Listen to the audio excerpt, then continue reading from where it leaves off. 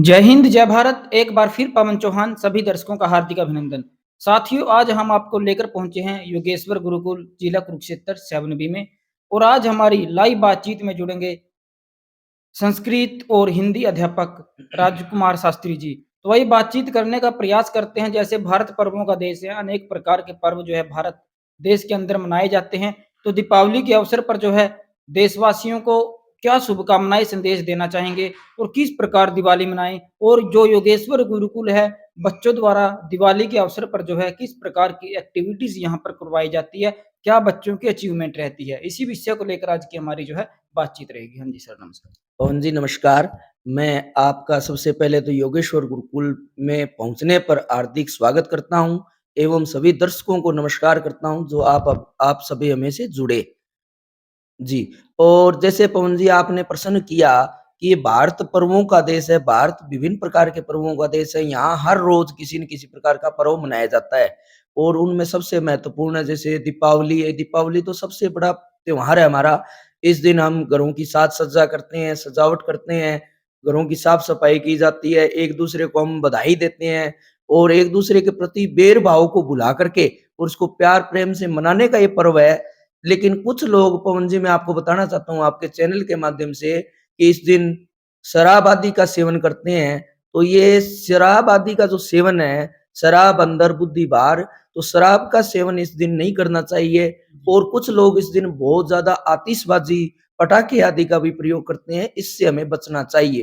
क्योंकि प्रदूषण इतना बढ़ा हुआ है संसार के अंदर, पूरे समाज के अंदर आज पूरा समाज समाज कलुषित हो रहा है। आप देख रहे हैं स्मोक फैला हुआ है, तरह-तरह की बीमारियाँ फैली हुई है, तो प्रदूषण से और हमारे पास और ज़्यादा हम बीमारियों से ग्रस्त होंगे।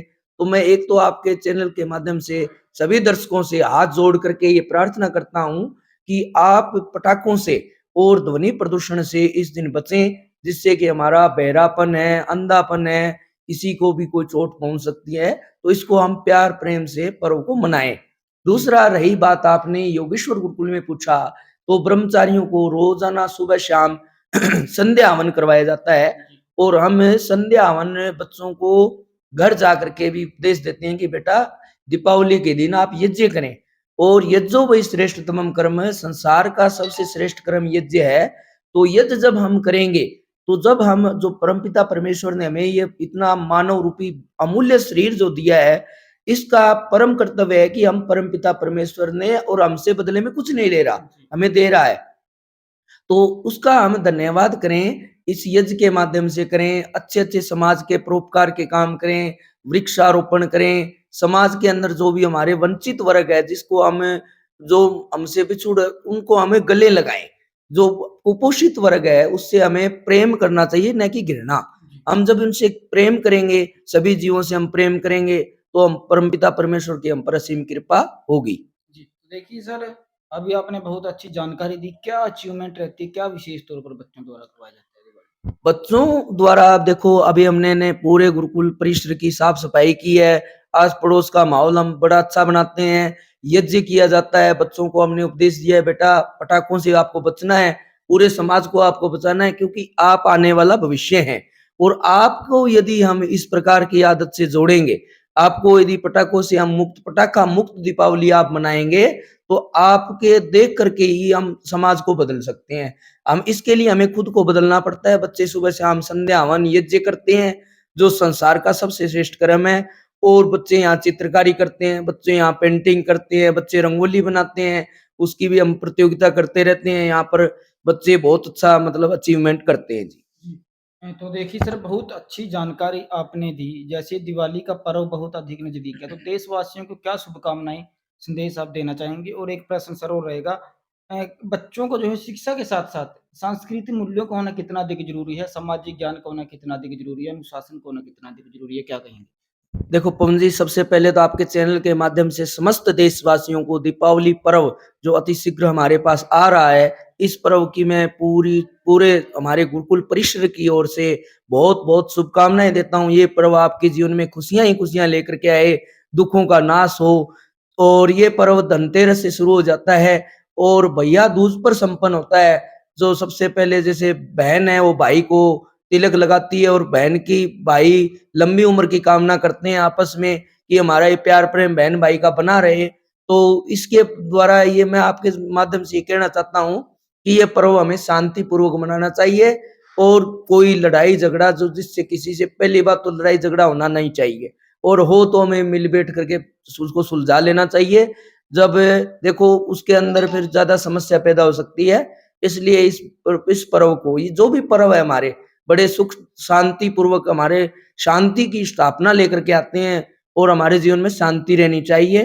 तो मैं आपके चैनल के माध्यम से यही कहना चाहता हूँ कि आप ज्यादा से ज्यादा यज्ञ करें। संसार का सबसे श्रेष्ठ कर्म यज्ञ है, तो यज्ञ से जुड़े, जिससे आज हमारे पास जो प्रदूषण बढ़ रहा है ये कम होगा और उसके साथ साथ हमारा वातावरण शुद्ध होगा, तो हमें अच्छा जीवन मिलेगा, अच्छा हम रहें। तो प्रार्थना करता हूँ कि आप सभी स्वस्थ रहें, आनंदित रहें, ये पर्व आप सभी के जीवन में खुशियां ही खुशियां लेकर के आए। देखिए सर, जो योगेश्वर गुरुकुल के बच्चे हैं, क्या परीक्षा परिणाम रहते हैं और किस स्तर की शिक्षा यहाँ पर दी जाती है? कोई टॉपर बच्चा आया हो?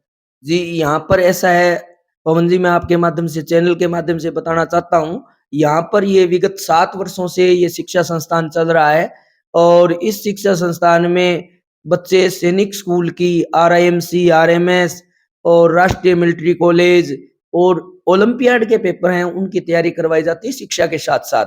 और बच्चों के अंदर आपने एक बात और पूछी कि बच्चों के अंदर संस्कारों का होना कितना ज़रूरी है।